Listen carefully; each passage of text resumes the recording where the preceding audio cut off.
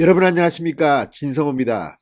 윤석열 검찰총장에 대한 징계위원회가 열리는 오늘, 문재인 대통령이 측면에서 윤석열 총장을 공격했습니다. 늘 그렇지만 문재인 대통령은 이 제대로 된 직설적인 화법을 구사하지는 않습니다. 그냥 빙 둘려서 한마디 합니다. 비겁합니다. 이번에도 윤석열 총장에 대해서 불쾌한 감정, 윤석열 총장은 오늘 잘려야 된다, 이런 메시지를 청와대에서 간접 합법을 통해서 구사했습니다. 자, 문재인 대통령 오늘 공수처에 대해서 청와대에서 열린 수석 보좌관 회의에서 한마디 했습니다. 자, 공수처는 검찰에 대한 민주적 통제 수단으로 의미가 있다, 의미가 크다, 이렇게 주장했습니다.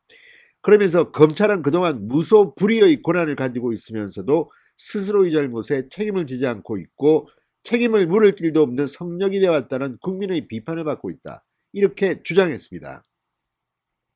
이 말은 윤석열의 검찰을 비판하면서 윤석열은 잘려야 한다는 것을 간접적으로 보낸 게 아니냐는 그런 언론들의 분석이 나오고 있습니다. 그냥 당당하게 윤석열 잘라라고 하든지 윤석열 총장의 문제가 많다고 하든지 이런 말은 못합니다. 왜? 바로 여론 때문입니다. 지금 민주당 계열의 사람들이 자꾸만 윤석열 해임이 아니라 정직, 3개월 정직 이야기를 자꾸 하는 이유가 바로 이런 이유입니다. 자, 그전만 해도 문재인 대통령은 우리한테는 콘크리트 지지율이 있다, 40%를 무너뜨릴 수 없다, 그냥 간다, 해임을 시켜라, 이렇게 주장했다가 최근에 그 40% 콘크리트 지지벽이 붕괴됐습니다.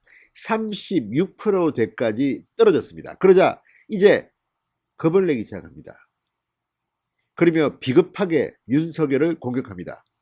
추미애 장관은 지금 어디 갔는지 모르겠습니다. 딴소리, 엉뚱한 소리만 합니다. 직접적으로 윤석열 총장에 대한 공격을 못합니다. 왜? 이제 말만 꺼냈다가는 되치기를 당하니까. 윤석열 총장에 대한 공포감이 지금 범여권에서는 커지고 있는 가운데 문재인 대통령이 오늘 청와대에서 또 이렇게 검찰을 비판하면서 윤석열을 겨냥했습니다.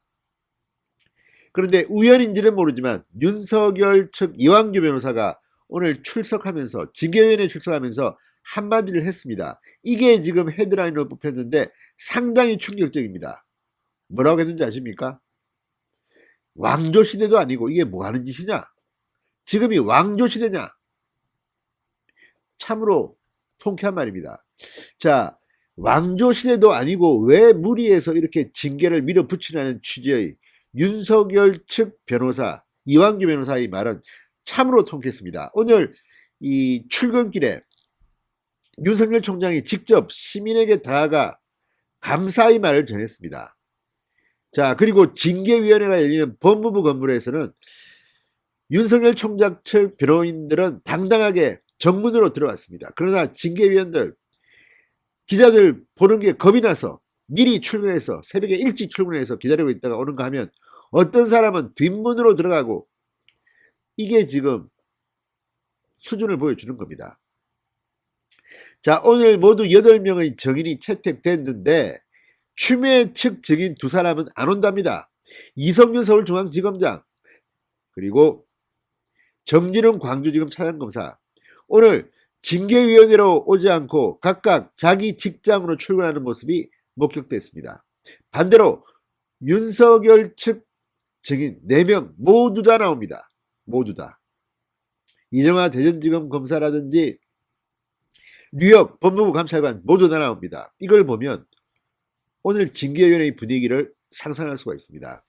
자, 문재인 대통령이 청와대에서 이렇게 공수처를 갖다가 막 격찰하면서 검찰을 맹비난한 날, 윤석열을 자르라는 간접 메시지를 내린 날, 법무부에서는 이완규 변호사가 한마디 했습니다. 징계위원회는 원래 7명으로 구성되어 있는데 제척 1명, 회피 1명, 실질적으로 결혼이 된 셈이다. 심의받을 권리를 생각한다면 2명은 예비위원으로 채워넣는 게 맞다. 그러니까 절차의 문제점을 지적했습니다. 그러면서 왜 그렇게까지 무리를 하면서 징계를 하려 하는지 알 수가 없다. 지금이 왕조시대도 아니지 않느냐, 이렇게 불만을 토로했습니다.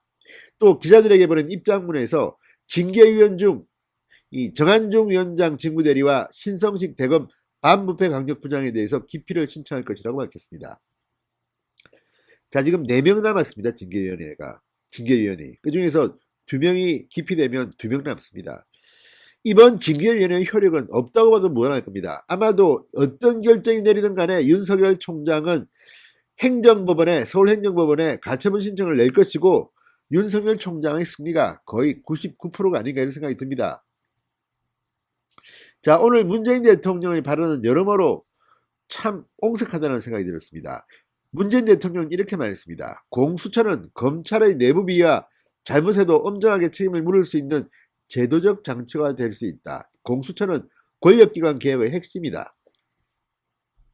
자, 문재인 대통령은 공수처가 독재수단이라는 이 야권의 비판에 대해서 정권의 권력형 비리에 사정의 칼을 하나 더 만드는 것인데 이것을 어떻게 독재와 연결시킬 수 있는지 상식적으로 이해하기 어렵다고 반박했습니다.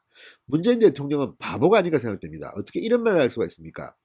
정권의 권력형 비리에 사정의 칼을 하나 더 만드는 게 아니라 지금 권력형 비리에 사정의 칼을 대고 있는 윤석열 검찰이 그거를 가져가는 겁니다. 이제 앞으로 대통령이나 공무원, 고위공직자에 대한 수사는 공수처만이 할 수 있습니다. 검찰은 불가능합니다. 그래 놓고 하나 더 만든다? 더 만드는 게 아닙니다.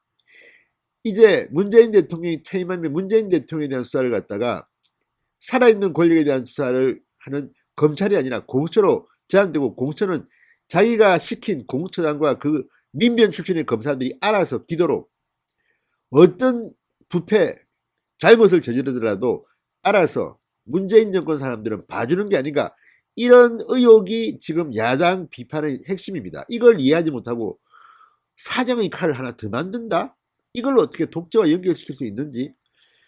자, 금태섭 의원이 오늘도 문재인 대통령의 이 발언을 비판했습니다. 도대체 문재인 대통령은 변호사 출신 맞습니까? 이렇게 연설문을 그냥 보고 읽는 겁니까? 아무튼 어이가 없습니다.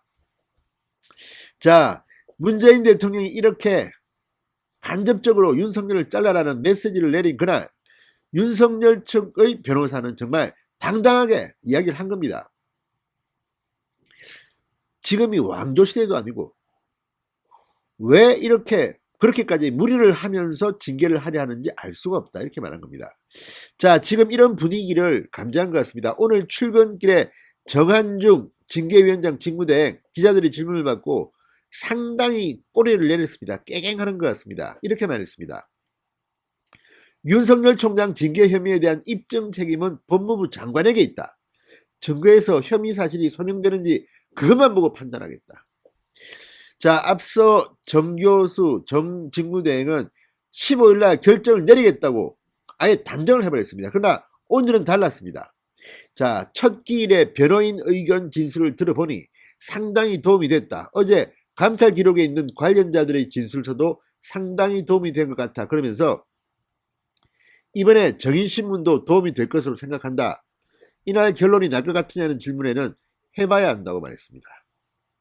지금 정한중 교수는 자기에 대한 비판을 알고 있습니다. 니는 깜도 안 되고 법적으로 하자가 있는 인물이 왜 직무 대리를 맡았느냐. 너는 안 된다. 그러니까 지금 속으로는 어떤지 모르겠습니다. 겉으로는 이렇게 한 발 뒤로 물러나서 추미애 장관에게 법무부 장관에게 입증 책임이 있다. 그러면 맞는 말이죠. 그렇지만 지금까지와는 좀 분위기가 다릅니다. 오늘 이 징계위원회의 결정은 앞으로 윤석열 총장의 법적 대응에 따라 서울행정법원에서 판단을 하게 됩니다. 지금 이렇게 결론을 짜놓고 왕조시대도 아닌 이런 무리한 징계 절차를 하는 추미애 측 징계위원회. 아무튼 오늘 문재인 대통령까지 거들었습니다만 윤석열 변호사, 이완규 변호사에 의해서 거의 묵사발이 됐습니다. 지금이 왕조시대냐. 자, 어쨌든 사법부도 지금 부글부글 끓고 있는 것으로 보입니다. 문재인 정권이 지금 너무 나가기 때문입니다. 공수처는 검사만 잡는 게 아닙니다. 판사도 잡습니다. 이런 식으로 해서 공수처가 판사의 압박을 가해서 재판 결과를 유리하게 이끌어내야 한다는 그런 의혹도 가지고 있습니다. 자, 이제 판사, 검사 모두가 들고 일어나야 합니다. 오늘 징계 결과에 따라서 검찰 내부 분위기가 심상치 않습니다. 제2의 검단이 일어날지도 모르겠습니다. 진성호의 융단 폭격이었습니다. 여러분 감사합니다.